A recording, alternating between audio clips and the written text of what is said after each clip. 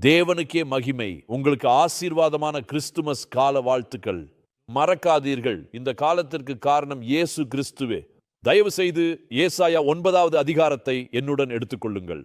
நான் வசனம் 6 மற்றும் 7 படிக்க விரும்புகிறேன். இது ஒரு தீர்க்கதரிசியின் தீர்க்க தரிசனம். இயேசு கிறிஸ்துவின் பிறப்புக்கு கிட்டத்தட்ட 700 ஆண்டுகளுக்கு முன்பு ஏசாயா தீர்க்கதரிசி எழுதியது. இப்போது 2000 ஆண்டுகளுக்கு பிறகு நாம் மனித குலத்திற்கு தேவன் அளித்த மிகப்பெரிய மற்றும் மிகச்சிறந்த பரிசை, அவருடைய மதிப்புமிக்க மகன் இயேசு கிறிஸ்துவை கொண்டாடுகிறோம். ஏசாயா அதிகாரம் 9 வசனங்கள் 6 மற்றும் 7. நமக்கு ஒரு பாலகன் பிறந்தார், நமக்கு ஒரு குமாரன் கொடுக்கப்பட்டார். கர்த்தத்துவம் அவர் தோளின் மேல் இருக்கும். அவர் நாமம் அதிசயமானவர், ஆலோசனை கர்த்தா என்றும் நிலைத்தவர், வல்லமையுள்ள தேவன், நித்திய பிதா, சமாதான பிரபு என்னப்படும். மகிமையோடும் ஆட்சியோடும் தாவீதின் சிங்காசனத்தையும் அவனுடைய ராஜ்யத்தையும் அவர் திடப்படுத்தி நிலைநிறுத்தி என்றும் ஆட்சி செய்வார், மகிமையுடன் நித்தியமாக. அதை இது முதற்கொண்டு என்றென்றைக்கும் நியாயத்திலும் நீதியினாலும் நிலைப்படுத்தும்படிக்கு அவருடைய கர்த்தத்துவத்தின் பெருக்கத்துக்கும் அதன் சமாதானத்துக்கும் முடிவில்லை, என்றும் நிலைத்து வளரும். சேனைகளின் கர்த்தருடைய வைராக்கியம் இதை செய்யும். இது எவ்வளவு துல்லியமாகவும் விவரமாகவும் உள்ளது என்பதை கவனியுங்கள். ஏசாயா முன்வைத்த இந்த தீர்க்க தரிசனம் சுமார் 700 ஆண்டுகளுக்கு முன்பு நிகழ்ந்தது. இந்த இரட்சகர், தேவனின் மகன், பூமிக்கு வரும்போது நம் ஒவ்வொருவருக்கும் என்ன செய்வார் என்பதை தெளிவாக அன்புடன் வெளிப்படுத்துவார். இது சுருக்கமா சொல்கிறது. இந்த பருவத்தில 3 முக்கியமான உண்மைகளை உங்களுக்கு நினைவூட்ட விரும்புகிறேன். அலங்காரங்களுக்கு தேவனுக்கு நன்றி, பிளம் கேக்குகளுக்கு தேவனுக்கு நன்றி, புதிய உடைகளுக்கு தேவனுக்கு நன்றி, அனைத்திற்கும் தேவனுக்கு நன்றி சொல்லுங்கள். ஆனால் நாம் ஈடுபடும் இந்த மகிழ்ச்சியான அழகு கொண்டாட்டங்களின் நடுவிலும் மறந்து விடாதீர்கள், கிறிஸ்துமஸுக்கு ஒரு பெரிய அர்த்தம் உள்ளது, அதற்கும் ஒரு ஆழமான புரிதலும் உள்ளது. இந்த கிறிஸ்துமஸ் செய்தி நம்பிக்கையின் உண்மையை சுற்றி இது சுழல்கிறது. அந்த ஆசீர்வதிக்கப்பட்ட நம்பிக்கை, இந்த பருவத்திலே நாம் பிடித்து கொள்ளக்கூடிய வாக்குறுதியிலிருந்து பெறக்கூடிய அந்த நம்பிக்கை மிக அதிசயமானது. இந்த தருணத்தில் நான் 3 எளிய உண்மைகளை பகிர விரும்புகிறேன். 1, தேவனுடைய முன்னிலையில் நம்பிக்கை. தேவன் இந்த ஒரு அழகான அற்புதமான மீட்பு திட்டத்தை உருவாக்கினார் நம் நித்திய நலனுக்காக. அவர் தமது மகனை இந்த உலகில் ஒரு கன்னியிலிருந்து பிறக்க அனுப்பி உங்களையும் என்னையும் போல ஒரு மனிதராக பிறக்கச் செய்தார் அல்லவா? ஏனெனில் தேவன் மீண்டும் மீண்டும் வலியுறுத்த முயன்றார். தேவன் அந்த உண்மையை முக்கியமாக எடுத்துரைக்க முயன்றார். நாம் நம்பத்தகுந்தபடி அறிய அவர் நம்மிடையே வாசம் செய்யும் தேவனாக இருப்பார் என்று ஆழமாகவும் உறுதியாகவும் கூறுகிறார். ஏசாயா அதிகாரம் 7 வசனம் 14. ஆதலால் ஆண்டவர் தாமே உங்களுக்கு ஒரு அடையாளத்தை கொடுப்பார். இதோ, ஒரு கன்னிகை கர்ப்பவதியாகி ஒரு குமாரனை பெறுவாள், அவருக்கு இம்மானுவேல் என்று பெயரிடுவாள். அதாவது தேவன் நம்மோடு இருக்கிறார் என்பதை குறிக்கும். இந்த இனிய கிறிஸ்துமஸ் காலத்தில் உங்கள் கவனம் மரத்தின் மீதோ அல்லது பரிசுகளின் மீதோ இருக்க வேண்டாம். தேவனுடைய பிரசன்னத்தில் கவனம் செலுத்துங்கள். ஏனால் தேவனின் பிரசன்னம் தான் கிறிஸ்துமஸின் உண்மையான நோக்கம். நாம் நடக்கக்கூடிய, பேசக்கூடிய வாழ்க்கையில் நாம் என்ன செய்கிறோம் என்பதை அறிந்த ஒரு தேவனை நமக்கு கொடுப்பதற்காக எப்போதும் அருகில் இருக்கும். மற்றவரை போலன்றி தேவன் நாம் அனுபவிக்கும் வலிகளை அறிவார். கடுமையாக உழைத்த வியர்வை அனுபவம் அறிவார். பாலைவனத்தில் நடந்ததால் முழங்கால் கால்வலி நெருக்கடியில் மற்றும் துன்பத்தில் அறிவார். நம்ம அனுபவிப்பதை அவர் அறிவார். இதை பற்றி நீங்கள் யோசித்தீர்களா? உண்மையிலே அதனால்தான் இம்மானுவேல், தேவன் நம்முடன் இருக்கிறார் என்பதாகவும். இது தேவனின் மற்றொரு பெயர் அல்ல. அது அந்த பெயருக்கு ஒரு நபரை கொடுக்கிறது. அந்த பெயருடன் ஒரு தனித்துவமான நபர் இணைக்கப்படுகிறார். ஒரு குணாதிசயம் அதனுடன் இணைக்கப்பட்டுள்ளது. அதை மறக்காதீங்க. 2வது, இந்த படத்திலே நமக்கு ஒரு நபர் இருக்கிறார் என்ற நம்பிக்கை மட்டுமல்ல, தேவனின் நபரிடமும் நமக்கு நம்பிக்கை மற்றும் முழுமையான விசுவாசம் இருக்கிறது. ஏசாயா 9:6, நமக்கு ஒரு பாலகன் பிறந்தார், நமக்கு ஒரு குமாரன் கொடுக்கப்பட்டார், கர்த்தத்துவம் அவர் தோளின் மேல் இருக்கும், அவர் நாமம் அதிசயமானவர், ஆலோசனை கர்த்தா, வல்லமையுள்ள தேவன், நித்திய பிதா, சமாதான பிரபு என்னப்படும். என்ன ஒரு வாக்குறுதி! 700 ஆண்டுகளுக்கு முன்பு தீர்க்கதரிசி ஏசாயாவின் மூலம் நமக்கு அறிவித்தார். நான் வாசித்ததை முன்கூட்டியே தீர்க்க தரிசனம் செய்தார். 700 ஆண்டுகளுக்கு முன்பு தெரியுமா? நான் பேசும் நபர் ஒரு வாக்குறுதி காப்பவர். நம்மிடம் ஒரு வாக்குறுதி காப்பவரான தேவன் இருக்கிறார். அதை மறக்காதீர்கள். ஒருவேளை நீங்கள் நல்ல கிறிஸ்துமஸ் அனுபவிக்க முடியாமல் இருக்கலாம். உங்கள் குடும்பத்தில் ஒரு மரணம் நடந்திருக்கலாம், அல்லது உங்களை நோய் பிடித்துக் கொண்டிருக்கலாம். உங்கள் வியாபாரம் நன்றாக நடக்கவில்லை. கடந்த வருடம் இருந்த பணம் இப்போது இல்லாமல் இருக்கலாம். யாரோ ஒருவர் உங்களை விட்டு சென்றிருக்கலாம், உங்களை நிராகரித்திருக்கலாம்.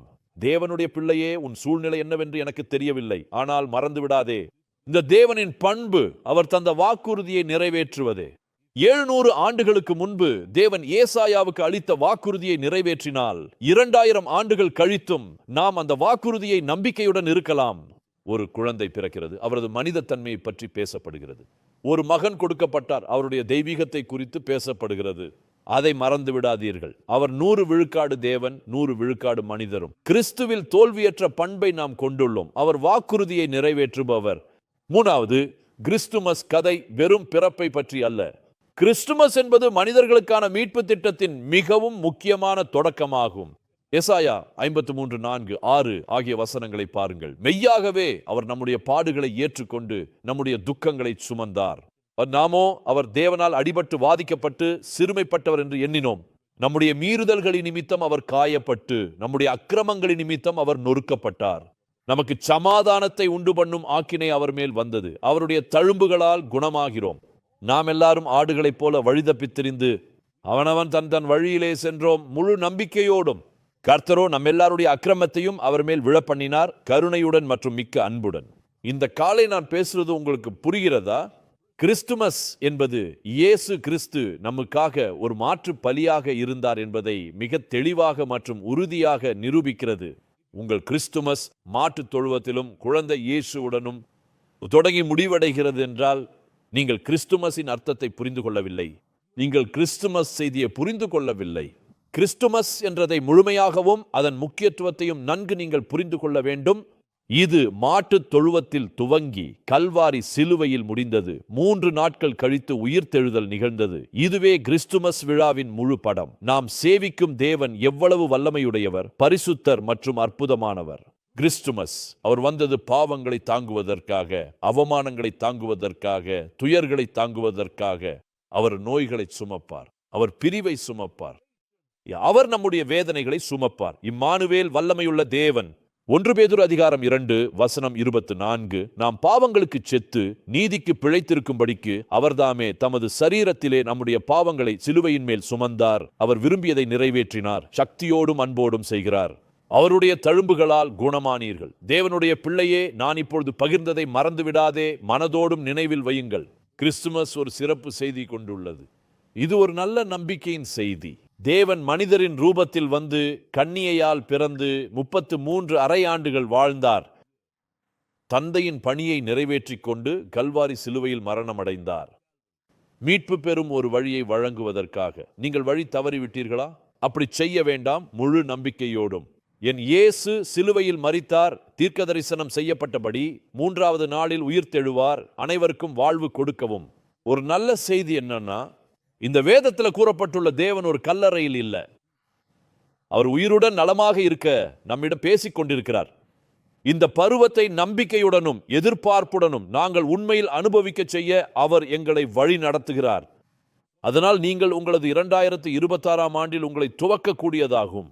உங்களை இவ்வளவு தூரம் கொண்டு வந்த தேவன் உங்கள் கற்பனைக்கும் மீறி தன் மகிமைக்கும் மரியாதைக்கும் ஏற்றவாறு இன்னும் அதிகமாக செய்யக்கூடியவர் என்ற நம்பிக்கையுடனும் முழு நம்பிக்கையோடும் நம்பியிருங்கள். நாம் பகிர்ந்ததை சொல்வோம். கிறிஸ்துமஸ் நம் தேவனின் தன்மையை பார்க்கும் பருவம், பரிசுத்தமாகும் மகிழ்ச்சியோடும் நேரம். என் நம்பிக்கை வேறு எதிலும் இல்லை, இயேசு கிறிஸ்துவில் மட்டுமே உள்ளது, உண்மையோடும். 2வது, என் நம்பிக்கை அவருடைய தன்மையில் உள்ளது. வாக்குறுதி நிறைவேற்றும் தேவன் ஒருபோதும் தோல்வியடைய மாட்டார். தேவன் அளித்த எந்த வாக்குறுதியும் அவர் நிறைவேற்றாமல் விட்டதில்லை. அவர் எனக்காக ஒரு வழியை உருவாக்குவார். நான் உங்களுக்கு மகிழ்ச்சியை அளிப்பேன். அவர் நமக்கு மகிழ்ச்சியை அளித்து விட்டார். அவர் நிறைவேற்றாத ஒரு விஷயமும் இல்லை. 3வது, அவர் விலையை செலுத்தினார். கிறிஸ்துமஸ் அந்த கணக்கு கல்வாரியில் செலுத்தப்பட்டது. இந்த பருவத்தை தேவனுடன் அனுபவியுங்கள். உங்களுடன் இருக்கும் இம்மானுவேலை அனுபவியுங்கள் மற்றும் இந்த செய்தியை அதிகமான மக்களுக்கு மகிழ்ச்சியோடு பகிருங்கள்.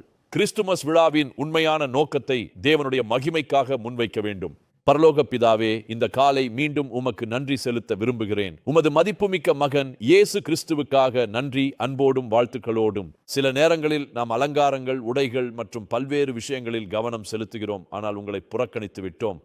எங்களுக்கு தயவுடன் மன்னிக்கவும். இன்று உறுதியை மேற்கொள்கிறோம். இந்த கிறிஸ்துமஸ் விழாவின் நீங்களே மையம் என்று. தேவனுடைய ஒரே மகனாகிய இயேசுவே, தேவனுடைய குமாரனாகிய இயேசுவே, நாம் ஒவ்வொருவரும் ரட்சிக்கப்படுவதற்காக நீர் உங்கள் தெய்வீக அர்த்தத்தில் திட்டமிட்ட மீட்பின் திட்டத்தின் மீது கவனம் செலுத்துங்கள். நாங்கள் உங்களுடன் சேர்ந்து இருக்கும்படி கழுவப்பட்டோம் என்றென்றும்.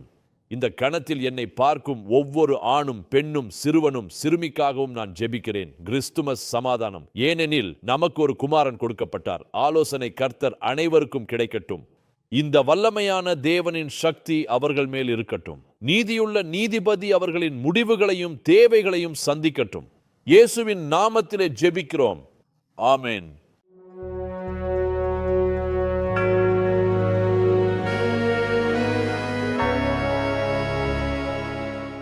I'm Shauna Lawrence. I was born and raised in this ministry, that is Garden City AG International Worship Center. So I had studied BTech Engineering in Electronics Communication and I pursued in Christ University. So I need to stay in hostel for 4 years away from my family. So those 4 years was mixed with emotions and I reached final year where there were campus recruitment. So very few companies came into my college because there were a lot of recessions as well as layoffs that was going on. So I applied to various companies and I got rejected. So I was mentally unstable and I used to call every evening to my mom and I used to cry. She used to just say, just kneel down and pray, God will take control over it. So I used to apply to various companies for 7 months and I got rejected. So by June 2024, I need to get graduated. So I just prayed, God, I need a job offer letter and I need to get graduated. But June passed by and I got graduated but with no offer letter. So I was little disappointed with that. So the very next Sunday, I came to church and Pastor Ernest prayed and he also told in the message stating that surrender your life to God and He will do something good in your life. So immediately I surrendered my life to Jesus, and also there were many people who whenever I used to go out, they used to just ask, did you get a job, which me put into an embarrassment state. And I came and told in my house, it was a state where I told them I cannot face the society, I need to stay at home till I get a job offer letter. But the very next Sunday, Pastor Ernest told in the sermon stating that surrender your life and He will do something good in your life. So July 1st in my personal prayer, I surrendered my life to Jesus and I prayed.